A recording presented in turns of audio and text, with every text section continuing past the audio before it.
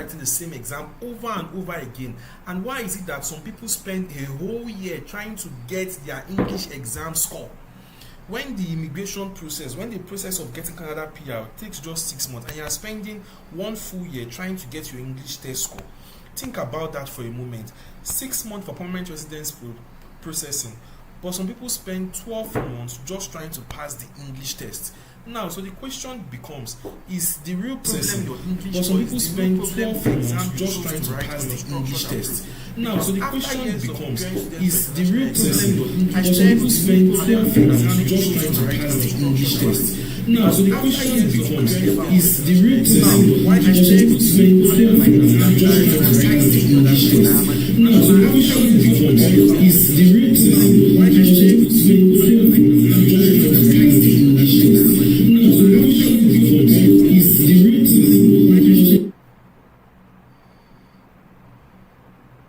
Decade, I have taught across several international exams, including exams like IELTS, GRE, SAT, and CELPIP.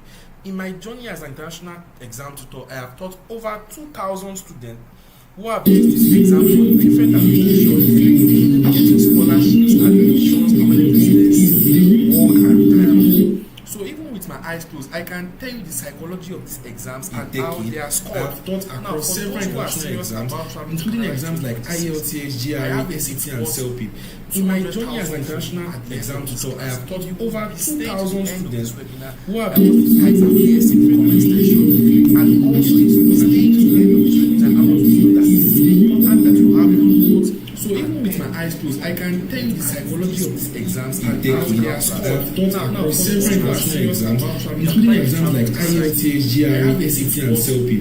In my journey as an international exam tutor, I have taught over 2,000 students who have you have written IELTS or CELPIP before, but you didn't think you target school. You don't want to waste money and time, right? So even with my eyes closed, I can tell you the psychology of these exams and how they are scored. I have taught across several international exams, including exams like IELTS, GRE, SAT, and CELPIP.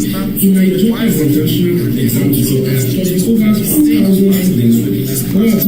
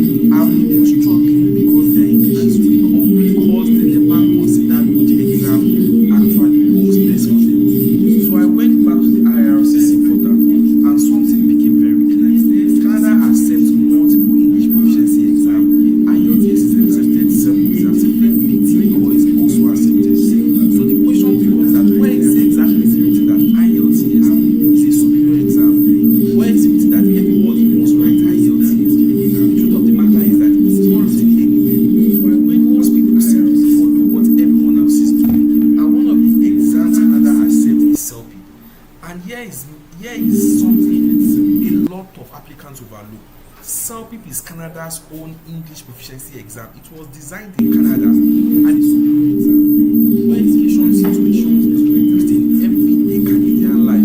But many immigration applicants don't even consider it. They will just register for IELTS because it's the most popular exam and the one everyone talks about. And we have written IELTS. over again. CELPIP And is you have Canada's struggled to own score English your proficiency exam. It was something designed very, very clear. It's not your fault. A lot of people work extremely hard. They do everything they need to do. Like they study grammar, they memorize their vocabulary, they practice their speaking. But the real issue is not their English. It's not their English ability. It's not as if they want to do it.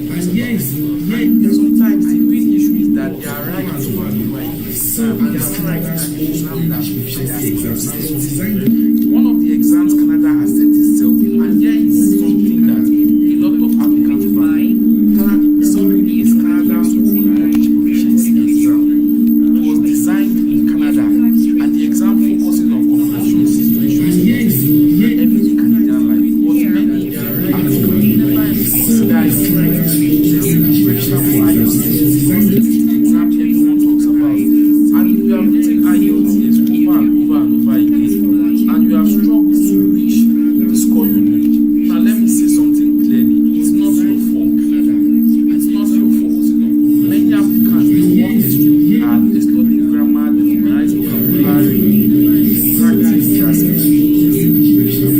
But sometimes the real issue is not their English ability. The real issue is the exam that they choose to write. They are simply writing the wrong exam. Now let me say something clear. So one thing you have to know is that your English score directly affects your CRS point.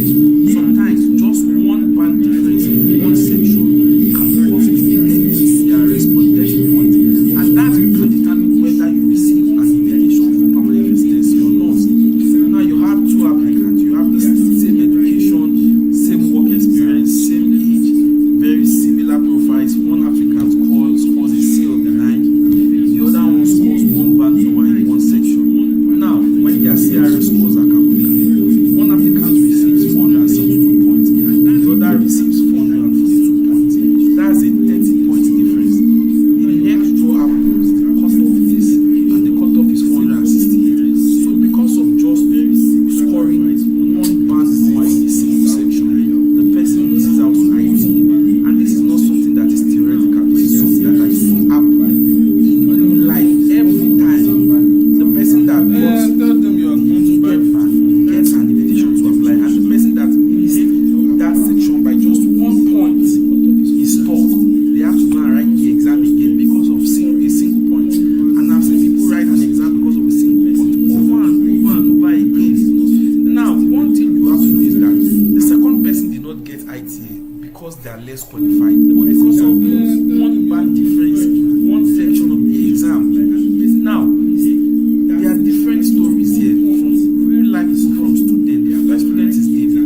He has written the IELTS twice, but both time his speaking score was below what he needed. And when we were discussing, he told me something interesting. He said that I speak English every day at school, but during the IELTS